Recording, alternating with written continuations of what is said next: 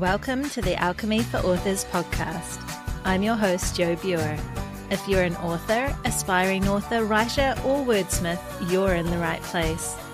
Join me as I chat with authors and industry professionals and share my own experiences with using manifestation and mindset practices to supercharge our writing lives.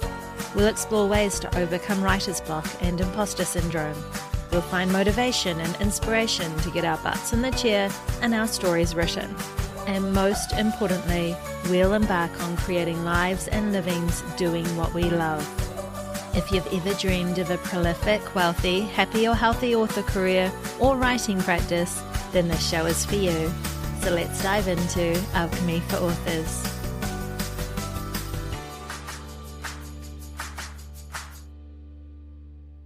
Hello, my lovelies. Welcome back to Alchemy for Authors. This is episode 57, and it is the 2nd of July, 2023, as I'm recording this. So I have a bit of a different episode for you today that I hope you'll enjoy all the same. Now, I do have some amazing episodes coming up where I am interviewing just the best guests. Just to give you a bit of a sneak preview, I have the lovely Claire Taylor, who will be coming on the show in the next little while to talk about writing and the Enneagram. And I've also booked in Joanna Penn to talk about the often controversial subject of AI, artificial intelligence, in the author world, as well as some other really fantastic guests. The reason I don't have one of those episodes today is because I'd mentioned this a little bit in the last episode, but at the moment, I've got some family things going on where I have a family member who is in the last stage of his life. And although we had expected him to pass a little while ago, he is still holding on. And so a lot of my time over the last few weeks has been obviously saying my goodbyes and supporting my family with that as well.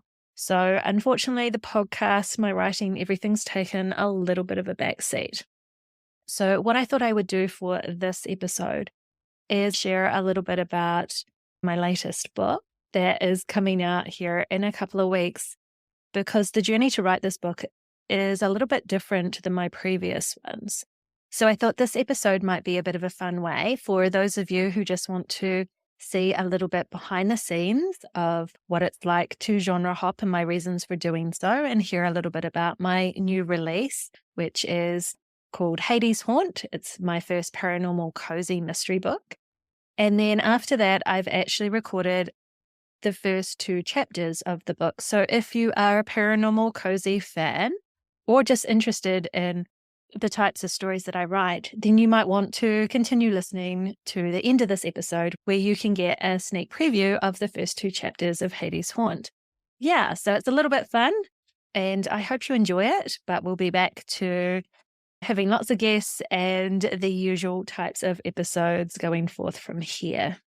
Right, so like I said, I have a new book coming out on July the 11th. It is my first paranormal cozy book. And I've talked a little bit about this in my previous episodes. I tend to think of myself as a Gothic suspense author, leaning towards literary fiction. And my books so far are generally quite a bit dark. I think when I had the lovely Renee Rose on the show a few episodes back, she talked about literary fiction being the types of stories where they're written with the premise that bad things happen, but you learn something. And that is very much my stories. They all have the shared theme of a bit of a ghost story running through them.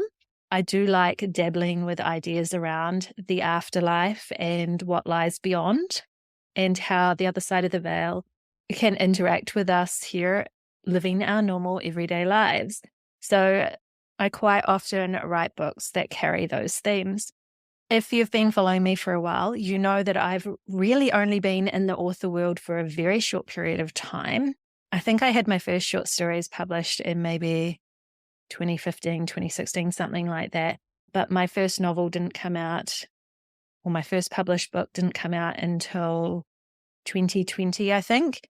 So I haven't really been in this sphere for a very long time, but I have been passionate about writing and books my entire life. And I think you've probably heard me either in other episodes or in other podcasts talking a little bit about when my passion for writing really began, and a little bit about that during my childhood and that too. But I can always talk about that at another time. So yeah, I have a handful of short stories published by literary journals. I have a couple of collections of short stories that are quite Gothic or literary fiction in genre. And I have a couple of novels and a novella as well that was out earlier this year. So my novels, Rest Easy Resort, is a bit of a Gothic thriller, I would probably say. It's one of my more fast-paced books. Unspoken Truths, which is a novel that came out in, I think, I want to say 2021, is much more of a Gothic suspense mystery. It has dual timelines and two casts of characters as well, whose lives intersect.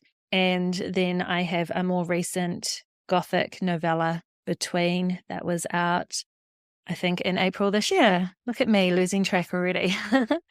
And all three of those books are a little bit darker, a little bit spookier, and often get quite emotional reactions from my readers. Emotional in, I'd like to say, a positive way, because my books are generally really well received, but I do get emails and that from people who are like, your books made me cry, or I got so angry at this character, they're so horrible, and all that, which actually secretly thrills me, because if we can, as writers, move people with our words, then I think we're hitting the nail on the head, right?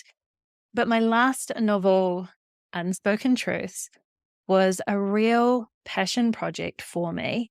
And in writing it, it was the most difficult book I've ever written. It has quite a complex plot and storyline, and was set in pretty much present day and 1939. So I had dual timelines there as well.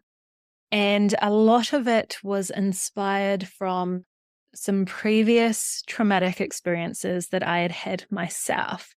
And if anyone's read that book, then I just want you to keep in mind the experiences in the book are not exactly what I experienced, but the emotions that my characters felt in the book for various reasons and the events that happened to them were very real emotions that I had felt in the not too far past, with some ugly drama in that I was going through in my own life. And so in writing that book, I would like to say it was cathartic. I cried a lot when I was writing that book. It did bring up a lot of things for me. And it was a way to kind of rid myself maybe of some of the trauma that I had been through in various ways. But what that meant is, although I love the story, love the book, and I had always intended there to be a sequel, Broken Lies, I found it near impossible to get back into writing, and particularly to write the sequel. The reason being, after writing Unspoken Truths, I felt incredibly burnt out. The emotional toll that I guess it had taken on me was much deeper than I guess I had realized when I was writing the book. And I had a few false starts with writing the sequel, Broken Lies. And for whatever reason, I just, I love Broken Lies. I love the story. I'm excited to write it, but I just couldn't do it. Every time I went to write it, I felt this resistance of oh my gosh, the recovery I'm going to need at the end of this book, if it's anything like its precursor, is just too much. I just don't even want to think about it. So therefore, I just don't even want to start. So it was kind of funny. Every time I tried to start Broken Lies, there would be some kind of drama in my life that would make it all that much harder, because I don't know about you, but I am the type of person that if there is any kind of emotional drama going on in my life at all, I don't have the energy, the juice, the mental space to put into creativity or writing of any kind. I just can't. All my energies go to dealing with whatever emotional turmoil is going on in life at that time. So that was really frustrating. And for myself, I wouldn't say I've ever really had writer's block. I don't believe in writer's block for myself. Other people's experiences can be quite different, but I did feel a whole lot of resistance. And so after almost a year of trying to get into Broken Lies and trying to move on from the writing experience of Unspoken Truths, I was getting incredibly frustrated that words were not getting down on paper. And on top of that, I had started a new job that was amazing in so many ways, but the workload was incredibly intense. And as I was trying to find my feet in the job, I was also struggling with the overwhelm of learning new things and having less time and less energy to put into this new book, Broken Lies, that I knew was going to require a lot from me. So this is when I decided to rethink things a little bit. I knew I wanted to put out another book. I was kicking myself that my output wasn't as much as I had hoped it would be. And so I needed to rethink about maybe just putting Broken Lies aside for a while.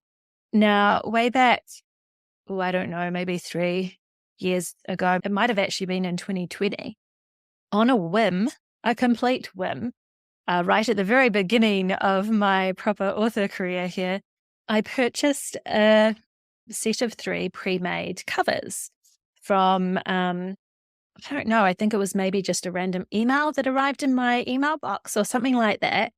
And there were these beautiful covers. They were sold as a set of 3. They were on sale at the time, and they were completely out of my genre. They were paranormal cozies with this black cat on the front cover, and they were whimsical, and something about them just appealed to my inner child. It just took me right back to my days as a little kid wandering into a library and seeing all these amazing books with all these fantastical covers that just made me believe in other worlds and magic and all that cool stuff. And after a bit of humming and hawing, I was like, oh, I need these covers. And so it was a bit of one of those impulsive buys, but I purchased these 3 covers and was really excited about them and had no idea what I would do with them. They certainly didn't fit my genre of Gothic fiction or literary fiction or anything like that. And I wasn't really inclined to write children's books, which they might have been able to lean themselves towards. So instead, I just sat on having these covers and didn't really know what I was going to do with them until, of course, and I think you can probably see where this is going, when I needed to rethink the fact that Broken Lies was just in the too hard pile. I decided, well, I want to be writing, but I need to fall in love with writing again. Like, I love writing, but I need it to be easy, because writing Unspoken Truths was not an easy book to write at all. It was tough. It was hard work. And of course, having this podcast and everything, I believe that things are not supposed to be as hard as we sometimes make them. We can allow ourselves to have things easily. We can enjoy the process. In fact, I want people to enjoy the process. And I've said this on episodes before. If you're an author and you're writing and you're not enjoying it, why are you doing it? Like, don't. We shouldn't be making ourselves do things that we don't enjoy. So I knew that to get my writing mojo back, I needed to do something a little bit different. Hence, I took another look at these covers that I had purchased and was like, right, okay, I'm going to write a book. It's going to be paranormal cozy mystery because that fits with the covers. And I read a little bit of paranormal cozy mystery, and I always enjoy them because they're lighthearted. They're fun. You don't need to take them so seriously, but they're so much fun. So I wanted to have fun writing again. And so that's where those books came in. Coincidentally, near the time that I decided to start writing these books, we got a little black cat to add to our brood of 3 other cats who were all grey. And we had named him Hades. And he is a ratbag, I will say that. He's the youngest of the four and the most extroverted, outgoing, a real ratbag of a cat that I love to death, of course. And so I wanted to do something fun. I thought the first book in this trilogy has got to have some ghosts in it because that's what I like writing about is ghosts. And so I named the book Hades Haunt for a couple of reasons, and you'll find out in the book why it's called that. Got a bit of a double meaning to it. And so I had the cover and I had the title, and then it was up to me to write the book. I kind of gave myself some guidelines. If you've listened to this, you'll know that I love the idea of being able to plot out a book. I am very much a discovery writer.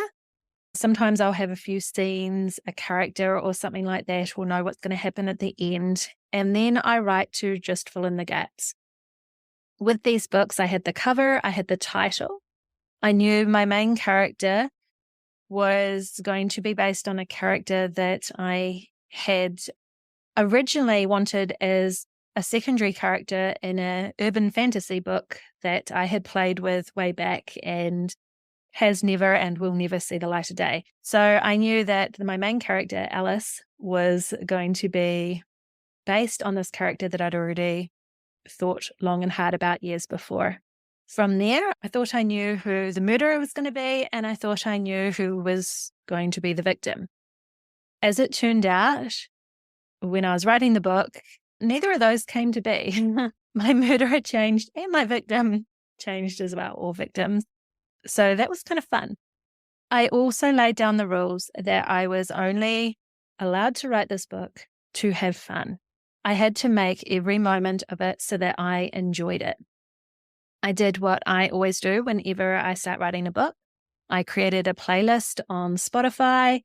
I had lots of fun music on there that reminded me of witches and ghosts and, I don't know, the supernatural that was just kind of fun.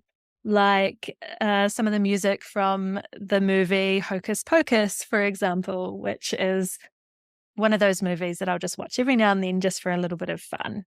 So I decided that it was going to be fun. It was going to be clean. There was not going to be any sex or swearing or blood or guts or anything kind of on screen, which if you've read any of my other books is very, very different than what I normally write. And in real life, I tend to swear a lot. And in my books, I definitely have some cuss words as well. So this was a little bit interesting. I actually recruited some of my students in that, my 12, 13-year-old students, to come up with some non-sweary swear words for me. That was a fun task. They enjoyed that as well. They've used a lot of those in their own writing. And yeah, I allowed myself to just have fun.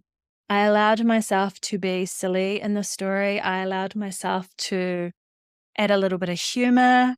I allowed myself to just be more whimsical with things. Like my normal writing is so serious and dark and with deeper themes and is meant to stay with the reader well after they've finished reading and get them contemplating life, death, and the afterlife and what it all means.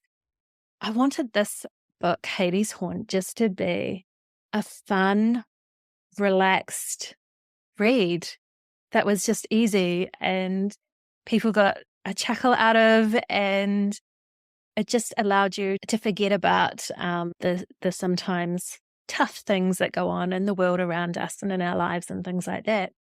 And that was in itself incredibly freeing because I had no real expectations for this book and no rules other than let's have fun. I felt like I could experiment and I felt like I could try things I hadn't tried before.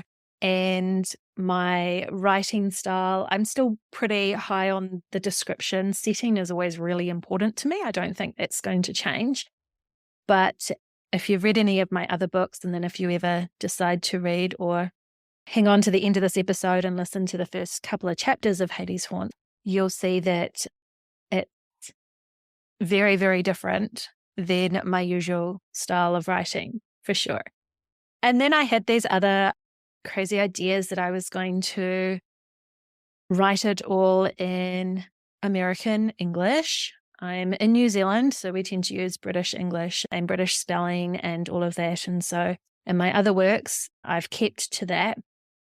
But as my audience is majority of my readers and that are American, I'm like, well, I want to do that. And yeah, that was interesting and fun and required quite a bit of research. Fortunately, I have an amazing American editor, which is cool, and some of my ARC readers who just went above and beyond with correcting some of the little grammar gremlins and that snuck through anyway. Yeah, so that was really cool. So I hope I've done justice to that. And of course, even though it's more of a fantasy, paranormal book, and I allowed myself to get a little bit free with it's got magic in that, which I had to establish rules for in this world building. And that was quite fun and required a different sort of research for me because, I had to go back and I looked at some of the ideas around how different herbs have been used historically and read up some books on Wicca and witchcraft in modern day. And this book definitely takes a little bit from those ideologies and things like that, but it's definitely not true to form of what Wicca or anything like that looks like today. I just want people to know that it's definitely a creative endeavor on my part, just pulling a little bit from here and there. And because I decided to write it in American English, I also, did my research and had in mind an American location, which is never stipulated in the story. I wanted to keep it just free, and in case I mucked up, I don't want to be fact-checked too much in this story. But I did set my mind on a location where this might be based if it was a true place in the US, and look at, what birds and plants and what their seasons were like and everything like that. I haven't lived in the US. I've traveled there a little bit, but not too much. But I lived in Canada, which I know a completely different place, but there's some similarities as well. So I was able to draw from that a little bit too.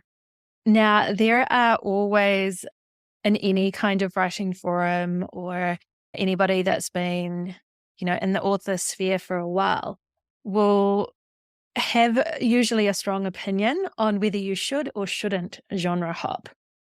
Now, I'm pretty early on in my career and I have a full-time job doing something completely else. So I'm not dependent upon this for money. So I feel like I was able to take the risk out of genre hopping by doing that, because there's always this idea that you should, if you want to make a living or want to make money from your writing, you need to kind of niche down on a genre and stick to that and put out a whole lot of books. And then if you're going to do another genre, make sure that you have a different pen name so that you don't mess with the algorithms. Amazon doesn't get confused and all that good stuff. Maybe consider having different social medias, different websites, and all the rest of it. I would say I spent far too long down the rabbit hole of looking at all the pros and cons of having a pen name or a different set of, a different website or different social media and everything like that. And I was swayed backwards and forwards all the way through. I looked at a lot of amazing authors who do genre hop, who have several genres that they maybe work in, and see how they worked things. And much like what is said from many of my guests that have came on this show, what works for one doesn't necessarily work for all. And so in the end, I wanted to keep things easy for myself. And I decided not to have a pen name. Yes, I know it may mess with my algorithms a bit, but with a full-time job and a busy family life and all the rest of it and a podcast, I also wanted to keep things simple for myself. And so at this point, early on in my career, I've decided not to go with a different pen name for my paranormal cozies. On my website, which I'll need to ramp up shortly here, I will probably separate things out, at least on there, so you can very clearly see what are my Gothic fiction and what are my paranormal cozies because they're very different in tone. And of course, with Hades Haunt, there will be more books to come. It'll be at least a trilogy, if not an entire series. We'll just see how it kind of goes. Like I said, I'm a bit of a discovery writer, so the best laid plans don't generally turn out for me. They usually change over time. But yeah, so I will say with the genre hopping though, I think it was the best thing that I've done. And I say that mainly because writing this book was so freeing and my expectations, I had none. I just wanted to have fun. It has given me more energy that I'm actually feeling ready to just dive back in and write the sequel to Unspoken Truths, which is Broken Lies, my more serious, darker Gothic fiction. And I'm ready for it now. I'm ready to tap into that slightly darker side of myself and have some fun with that, knowing that at the end, if I'm feeling a little bit, again, burnt out by it and the emotional load of it, I can go back to writing the next book in the Hades, the Widdershins mystery series, which begins with Hades Haunt, and the next book will be Hades Hex. So I actually really love the idea of being able to bounce back and forth between these two genres. And I think what will happen with it is it'll actually keep me feeling fresh and my writing feeling fresh too, because I'll be able to dabble in two different genres that I really love and really enjoy. And I get to challenge myself because these stories really do draw on different parts of me. And I like that. I like having a bit of a challenge. So yeah, regardless of where you are on your author journey, I would love to know your thoughts on what you think about genre hopping, if you have several genres that you write under and how you manage that, or if you're of the belief that you kind of need to niche down and stick to just that, or if you're maybe considering trying another genre as well. I will say again that just in regards to keeping my creativity high, I think this is what is going to work really well for me. One of the challenges I have had with it, I will say, is that from the beginning of 2020, I started my author newsletter, building that, and I use all the things, book funnel, story origins. I reach out to, other authors and that I know and swap books and do newsletter swaps and all that good stuff. But I had quite a curated newsletter list of people who, of course, are fans of horror and Gothic fiction and a lot of the darker stuff. As to be expected, not everybody is a paranormal cozy fan. And so when there was a call out for like ARC readers and all of that, despite having a decent sized newsletter list, in my mind anyway, it feels pretty decent, it hasn't necessarily transferred over so well. So that will be something that I will have to contemplate on a little bit more, whether I do establish or segment my newsletter list a little bit more for those people that prefer paranormal cozies or those people with just zero interest in that as well. I will have to think about that. Although very, very different, I guess my overarching theme is that all my stories and books are going to have a little bit of that supernatural, paranormal, maybe ghostly theme to them. That's just what I write, whether it's more serious and more dark or more lighthearted and clean. So that will be some new territory that I'll have to think about how I'm going to navigate in the future as well. Yeah, so I just wanted to share a little bit of my journey with writing Hades Haunt. Now, I'm quite excited for this book to go out in the world. Like I said, I didn't have a huge amount of ARC readers for this book. And being the first book in a new genre, I didn't actually put a lot of, I didn't reach out to different ARC reader networks or invest any money in that. I will probably have a bit of dabble with a bit more marketing later on this month anyway. I'm pretty laid back with my writing career overall in that as I'm just starting to establish myself, I'm not wanting to overinvest into things where there's not enough follow through. Like for me to invest a huge amount of money in Hades Haunt for marketing and advertising purposes doesn't make too much sense right now when I don't have the next books written. So that might be something that I play with a little bit more down the line. But I have had great feedback from my ARC readers about Hades Haunt, which I'm really excited for because, like I said, I wrote this book as a pure experiment, very different style of writing than I'm used to. And so I didn't really know what to expect as far as what my readers would think of it. And yeah, I've been pleasantly surprised. It's been really nice, really fun. I will share my father, who read my book quite early on. It's quite funny. He reads all my books and he's my dad. He's always going to be biased, like he has to. He's my father. And he likes my stories, some more than others, of course. But when he was reading Hades Haunt, and I've never heard him rave so much about one of my books before. It was crazy. He was just completely besotted with this book. He loved the humor. He loved the reactions of Hades the cat in the book. I think it just appealed to his inner child, and the whimsy and everything in it. He's like, this is so unlike the other stories that you've written, and I think it's the best book you've ever written, and it's going to make you famous and make you millions of dollars. And, because, he's my dad, and so prone to that kind of exaggeration, of course. But that was really cool. So for me, it's about if I can write a story that appeals to anybody, that even one person gets some entertainment or enjoyment or can think about things a bit differently from, or some kind of emotional response from, then I have done my job as an author. And yeah, that's what fills me up inside. So that makes me really, really happy. I'm also excited to see, and I might have to do a follow-up on this episode later on in the year.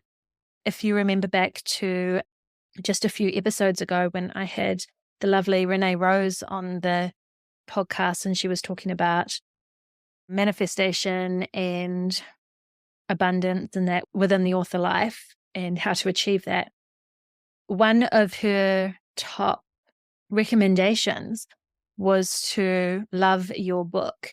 And it was something that really blew me away because with most of my books, I love them when I'm writing them. I have my moments where I hate them and I'm over them, particularly during the editing stage. But, I love all my books, otherwise I wouldn't write them.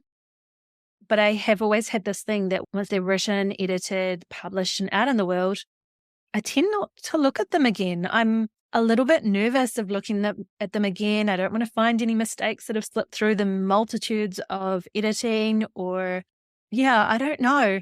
I get a little bit cringy about looking at them again. And yet with my book, Hades Haunt, I'm still not bored of reading it. Like I have had to do multiple edits and everything, which has required me reading it through quite a few times. And it's the type of book that I can easily forget that I've written it, and I can sit down and I can reread and still just get those kind of happy vibes from. So I'm excited and curious to see how that might impact its sales out in the world, despite not a huge push really on my side for marketing and that. So we will see if maybe the power of love for a book can, give it a little bit more of a boost out in the real world. We will see. But anyway, I just wanted to share a little bit about that, a little bit of behind the scenes, which I thought might be of interest, particularly if you're kind of new to writing books or new to the author journey yourself. You might want to hear a little bit about some of the behind the scenes of, how these things come about. If you've been on the fence about maybe trying a different genre, then maybe this will inspire you to give it a go. Make it fun. Have fun with your writing. If you're feeling a little stale or burnt out, or if you're feeling a little blocked or something with your writing, like the story that you want to write's just not happening, then maybe you need to cut yourself some slack and find something fun. Find something fun that you can write about. without expectations and just, enjoy it and see where that gets you, because it might pleasantly surprise you. So that is my little spiel for this week. Like I said, I'm going to have some amazing guests on Alchemy for Authors in the near future. So do stick around for that. I apologize, I didn't have something a little bit more substantial this week. I think you can all understand, though, sometimes, life happens to all of us, and sometimes our energies are just needed elsewhere. And that's been me for the last few weeks. But I hope you've enjoyed this little episode. And if you are a fan of Paranormal Cozy or just want to have a sneak peek at my new book, Hades Haunt, then stay tuned. Listen to the end of this episode. I've got the next 2 chapters coming up here for you to hopefully enjoy. So again, I would love to hear your experience with genre hopping, if you've done it, if you've changed genres, or if you write under a couple of different pen names or different styles, what your experience has been. I would love to hear that. So do feel free to connect with me on social media or flick me an email at joe@joebuer.com. If you are enjoying Alchemy for Authors, and I hope you are, and I do appreciate you sticking around, thank you so much. Please do tell a friend, leave a review, rate, any of those amazing things. It just really helps me out. There'll be a link in the show notes if you want to buy me a coffee. That helps to just keep this show rocking on. If you've got an amazing guest that you would like to hear me interview on the show, or if you are an amazing guest who would like to be on the show, also reach out to me. I love to be chatting with other authors on a range of subjects, so that would be really cool. If you're interested in any of my books, you can check out my website, joebuer.com, or of course you'll find me across most platforms: Amazon, Kobo, Barnes & Noble, Smashword, Google, Apple, all of them as well. And if you're interested in pre-ordering Hades Haunt, which will be available for sale on the 11th of July, then you can check out Books to Read. That's books, the number 2, read.com/Hades Haunt. Hades Haunt is spelled HADESSHAUNT. Link will be in the show notes, and that will have the links to pre-order my book. If your favourite storefront's not up there for pre-order yet, just hang on. I'm doing my best to get the manuscript perfect for different platforms, and it will be there shortly. Otherwise, it'll be for sale as an ebook on July the 11th, and with a paperback and maybe even a hardcover not too far behind. So thank you so much for hanging out with me today, my friends. I hope to have you back here in a couple of weeks' time. So until then, have a wonderful writing week ahead. Bye for now.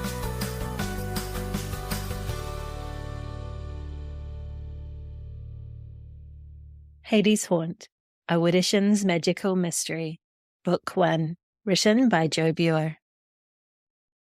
In the enchanting town of Widdershins, Alice Lovell seeks solace after her mother's death, only to find herself entangled in a web of mystery and magic. Within 24 hours of meeting her eccentric great-aunt Mara, Mara goes missing, and Alice finds herself accused of a murder she's not all that sure she didn't commit. To make matters worse, Alice has to deal with Hades, a cat with catitude, magical and non-magical law enforcement on her case, a quirky cast of townspeople with their own secrets to hide, and the realization that she is a witch. With time running out, Alice must fight to save her aunt and clear her name. Hades Haunt is Book 1 in the Widdershins Magical Mystery series, a spellbinding paranormal cozy mystery where a quirky town, a mischievous cat, and untapped powers converge in a captivating tale of self-discovery and suspense. Chapter 1. I hadn't planned any of this, not 1 ounce. I turned the envelope over in my hand again. I had fingered it so much it had become grubby. The corners were crumpled from living in my handbag for the best of 3 weeks. My mother had scrawled one word, one name on the front, Mara, a great aunt I hadn't known existed until Mum passed. For the millionth time I considered opening it, but I didn't. I held it up to the window instead. A pointless effort. Streetlights were few, and when we passed one, it offered no clue to the envelope's contents. I rested the envelope back on my lap and glimpsed my face in the window, drawn and shadowy amongst the tendrils of blonde hair that had escaped from my ponytail. I sighed. The cabbie's eyes met mine in the rearview mirror, and he arched an eyebrow. I forced a smile. That's the way, Alice. Fake it till you make it. No point feeling sorry for yourself. Other people have been through worse. Of course, I agreed with myself, feeling temporarily buoyed by my optimistic inner voice. I mean, I'd only lost my mother, my house, my job. Boy, the list was getting long. I straightened my shoulders. Here I was on my way to meet Great Aunt Mara, to my knowledge my last living relative.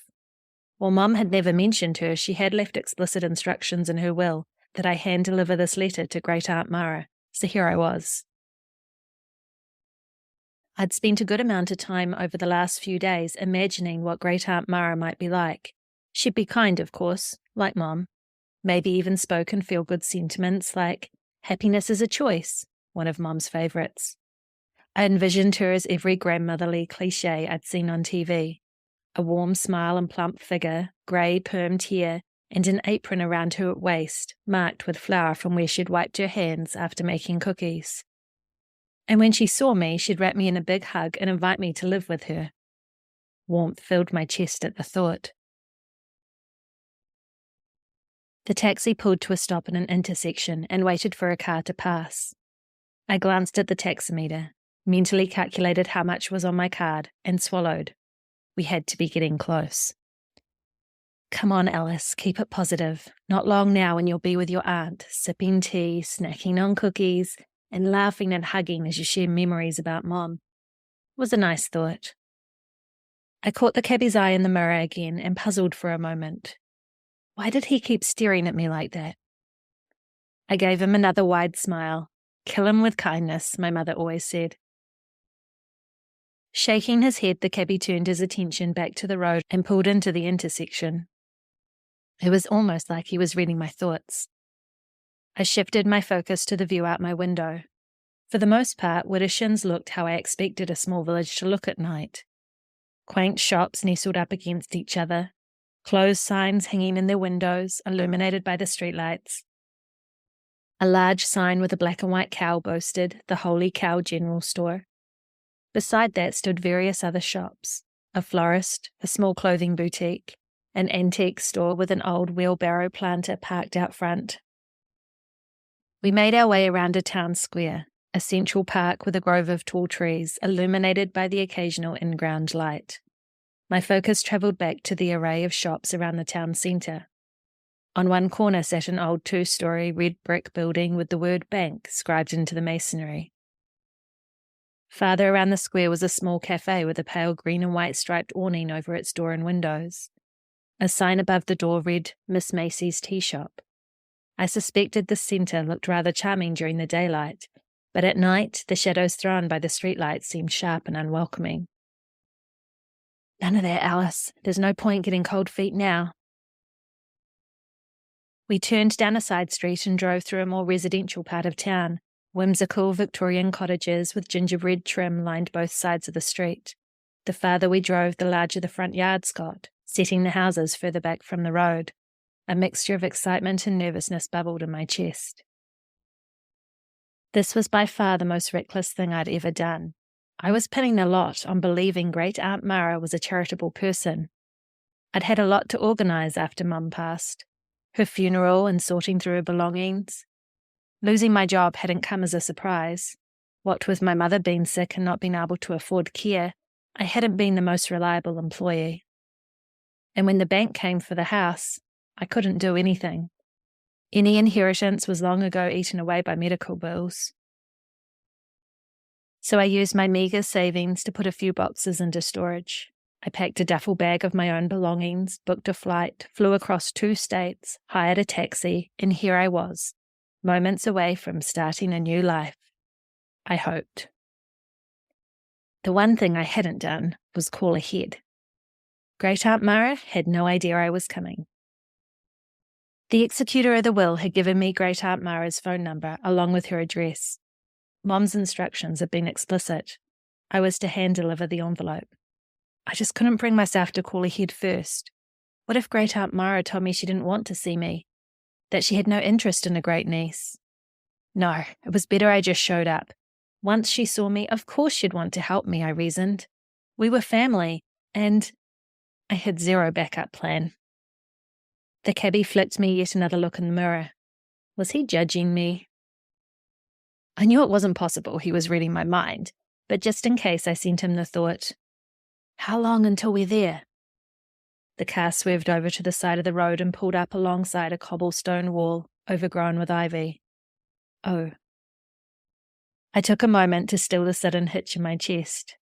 We were here. Coincidence, that was all. He was still watching me in the mirror and his eyes seemed to smile.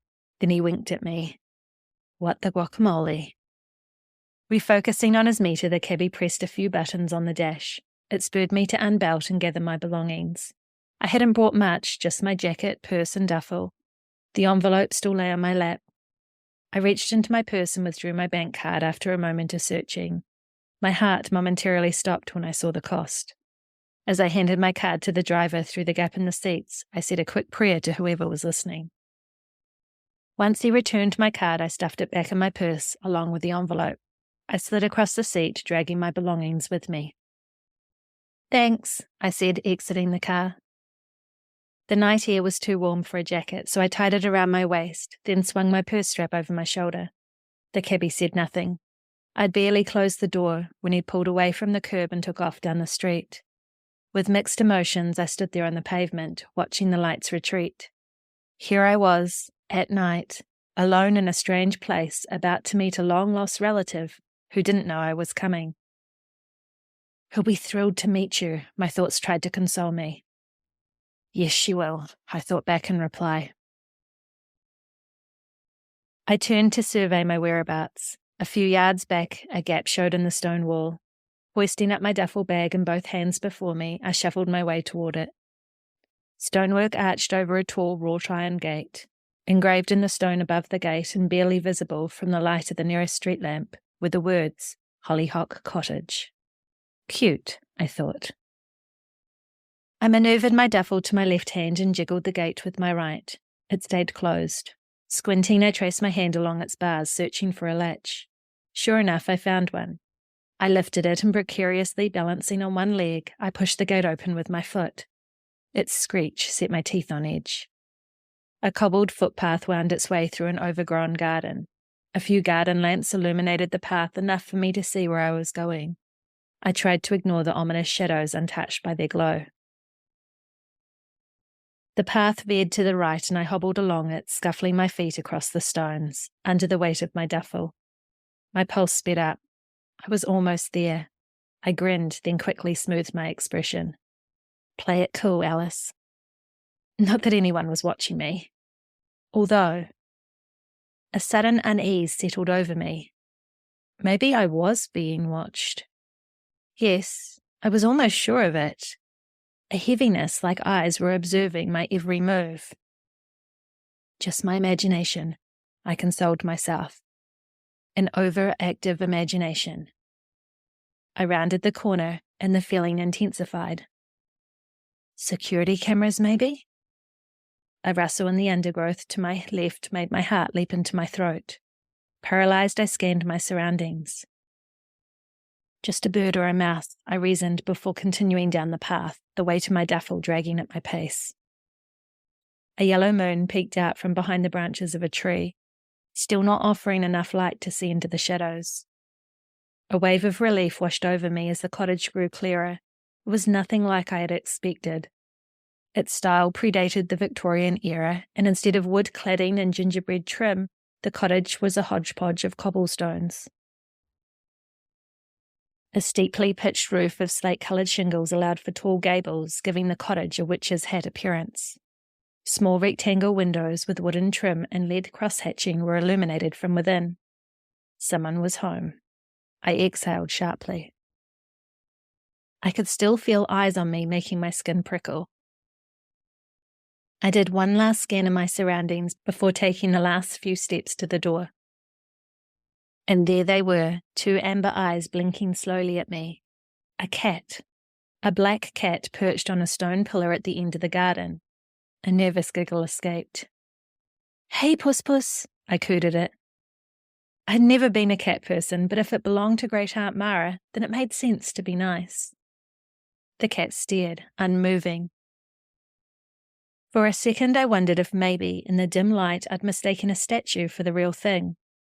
A cat statue was no weirder than the gnomes or flamingos I'd seen in gardens before. The statue blinked and a flicker of its tail corrected me. It was very much alive. After slowly tracking its eyes up and down my body, it haughtily put its nose in the air and turned away. "Well, nice to meet you too," I said. With a tail swish, the thing lackadaisically stretched and jumped down from its pedestal.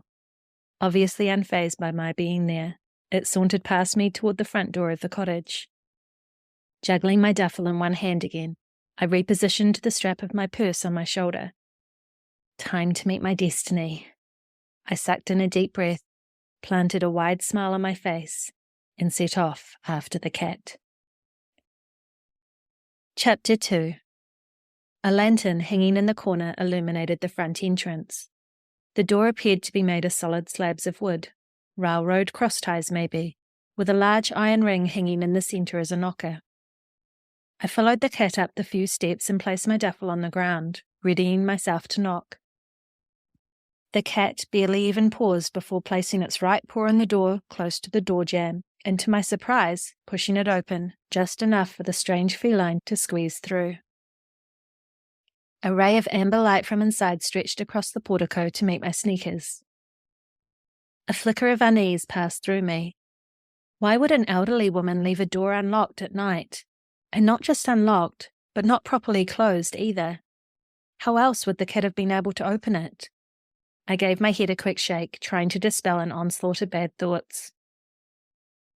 Grasping the cold iron door knocker in one hand, I rapped 3 times and listened with pricked ears for a sign of life within.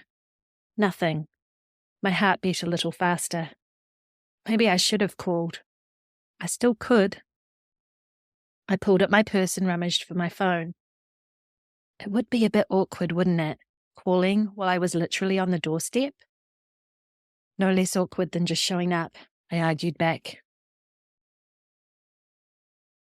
I scrolled through my contacts until I found Great Aunt Mara. My finger was poised to tap the call button when a noise sounded in front of me. I jumped and the phone flew from my hand. I made a fumbled grab for it, but I was too slow, and it hit the stone pavement at my feet. I scrambled to pick it up, relieved to notice its screen remained uncracked. When I stood up again, a woman faced me in the doorway. My eyes widened, heat rising in my chest. She was slightly shorter than me, her countenance stern. With short, spiky salt and pepper hair, she appeared to be in her 50s. Her lips were painted a matching shade to her knee-length red sequined dress. She crossed her arms across an ample chest and arched one thin eyebrow in calm amusement. I couldn't say a thing. Words failed me. "Well, close your mouth, child, or you'll be catching flies," the woman said, dropping her arms to her sides and smoothing the fabric over her wide hips. My mouth snapped closed, jarring me to my senses, and I mumbled an apology. Any confidence I might have had combusted into flames, making my cheeks feel like they were on fire. "You certainly took your time," the woman said, tapping one emerald pump impatiently on the stone floor. "But you're here now, and you come." She turned her back on me and started down the hallway. It took me a second to realize what was going on. Alice, you've got the wrong address," I chided myself. For one, this woman was much younger than Great Aunt Mara would be, and two, there was no way Great Aunt Mara was expecting me. "Come on, no time for dilly-dallying," she said over her shoulder as she moved farther away from me. Too stunned to argue, I grabbed my duffel to follow her. Maybe she knew Great Aunt Mara or could point me to the right address. As I entered the house, a tall sideboard stood to my left, holding an ornamental bowl of coloured rocks. The hallway had a slate floor and ended with stairs going up to another level. Candle-like sconces cast a yellowish glow on the walls. A large painting of what might have been the cottage and its gardens hung above it. There was little time to take it all in. I was already losing sight of the woman as she turned into a room near the end of the hall on the right. I quickly closed the door behind me and hurried after her. The cat was perched on one of the newel posts at the bottom of the staircase. It watched me, unblinking, before flicking its tail and narrowing its eyes. So it's going to be like that, is it? Leave your bag at the foot of the stairs. You can take it up after, a distant voice called out. I wasn't going to argue. I was done with lugging it around. I'd collect it on my way out again. After plonking my bag at the foot of the first step, I left my jacket on top, all the time staying out of paw's reach of the cat in case it took a swipe. With the way it was eyeing me, seemed like something it might do. I entered the room on my right. Before I could take in my surroundings, a disembodied voice called out from an adjoining room. Chamomile or peppermint? Chamomile or peppermint what? I was standing in what looked to be a family room. The room was cosy. A couple of wing-back chairs flanked a heavily cushioned three-seater couch, between which two small side tables held stained glass lamps with dragonfly motifs. A coffee table sat in the middle, atop an oval oriental rug. The focal point of the room was an open fireplace with an ornately carved wooden surround and a solid mantel full of photo frames and candles. It took me a moment to recognise that the carvings on each side of the fireplace were phoenixes rising from the ashes. On the left of the hearth sat a cast iron pot, akin to a cauldron. Well, the voice called back, chamomile or peppermint? I've no plans on giving you anything stronger or you won't sleep. Holy cheese. Was this woman expecting me to stay? Come on, Alice, make your apologies. Explain you're not whoever she thinks you are, and be on your way. Where? I argued back. Where would I go? A chamomile, please, my voice squeaked, cringing at my cowardice. Unsure of what to do with myself, I moved closer to the fireplace mantel to inspect the photos. I caught my reflection in the glass of one, and I saw I was chewing my lip. I stopped and tried to focus on the pictures before me. One photo caught my attention. The photo was black and white of two women with broad smiles in old-fashioned swimsuits and floppy, wide-brimmed hats. Between them was a girl of maybe 8 or 9 years of age, swinging on their arms. The girl's head was tilted back in laughter, her blonde hair flying out behind her. Small waves hit the shore in the background and a seagull flew overhead. It was the quintessential picture of a perfect beach outing, and yet my stomach flip-flopped as I took in all the details. The young girl seemed so familiar. Frighteningly familiar. She looked like me. Only I had never been to the beach, or not as a child. The first time I felt sand under my toes was on my 16th birthday, when Mom and I went on a road trip to celebrate. You look like her. I jumped. The cat had reappeared and was winding between the woman's legs as she walked into the room, holding a tray with 2 steaming teacups. How did she not trip in those heels? Still catching flies, I see. She gave a sigh, placing the tray on the coffee table. I snapped my jaw shut, heat returning to my face. The woman gestured for me to take a seat on the couch while she took the wing back. She crossed her legs and showed way more thigh than I'd hoped to see on someone of her age. Now's the time, Alice. Tell her who you are and that you're at the wrong address. Then go do what you set out to do. Find your great Aunt Mara. You've found her, the woman said. She lifted a cup from the tray and gently brought it to her lips. Had she read my mind? What did she mean I'd found her? I glanced around the room, trying to get my thoughts in order. The cat jumped up onto the arm of the couch, settled onto its belly, and crossed its front paws, watching me as if I were its entertainment for the night. Really, Alice, sit down before you faint away. Perhaps you can tell me why it took you so long to get here. Holy cheese, was the room swaying? How did she know my name? On wobbly legs, I took the few steps to the couch, plonking myself down before my legs gave out. I swear the cat shook its head at me before closing its eyes to sleep. "How do you know my name?" I croaked. "Because, Alice," the woman sighed as if it really was quite logical. "We're family. Your mother must have finally accepted that too. It's hard to argue with facts when you're dying." I swallowed back a lump in my throat. Now, no point crying about it. We all have to die someday. Drink your tea, it'll make you feel better." The woman picked up her cup, leaned back in her chair and took another sip. She nodded encouragingly for me to do the same. My head spun with a million questions. Was this woman Great Aunt Mara? Had the executor of the will called ahead to say I was coming? Not knowing what else to do, I picked up the remaining cup of tea. I focused all my attention on steadying my hands so as not to spill the hot beverage. The cup was warm in my hands and I paused. The woman said we were family, yet how was I to know she was telling the truth? The warming scent of chamomile filled my nostrils as I lifted the drink to my lips. The liquid ambrosia slid down my throat, melting away my tension, and I sank further into the couch cushions. I'd had chamomile tea before, but nothing like this. "It's a special blend," the woman said, her eyes sparkling.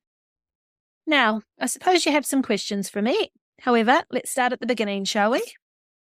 I nodded dumbly, more relaxed than I'd felt in a long time. Had I been drugged? The woman rolled her eyes.